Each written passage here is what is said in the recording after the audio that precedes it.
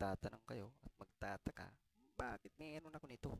Hindi ko nga alam kung paano ba lupalop ano to, ang galing. Pero sa totoo lang, nagbibigay nito mga kabataan sila. At yung nag-abot nito sa akin, ewan ko pa sa una na sa isip nun, pinipilit akong bumoto ako kay pastor. Pinipilit talaga eh. Yung mga nakakuha nito, mag-comment na lang kayo kung alam nito. Nasa probinsya pala to. Mga to, ewan ko lang dyan sa Maynila, meron. Ah, Mababasa nyo dyan sa madaming yan.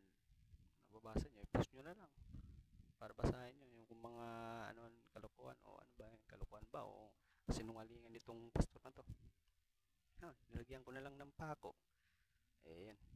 Mukha na siyang yung bala na kayo. Makikita nyo yung video to.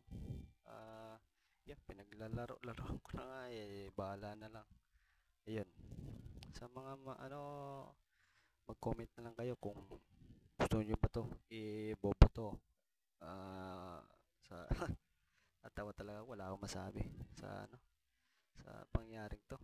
Madami sila, namimigay sila ng mga ganito. Okay, sige, hanggang dito muna. Comment na lang kayo at mag-like. Share nyo na din to. Ayan, yung sa kong channel, paki-visit na lang at makikita nyo mga laro dyan.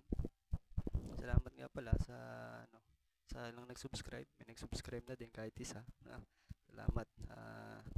Nandito muna mga kababayan. Comment na lang kayo kung pabor. O sige. Oh, hell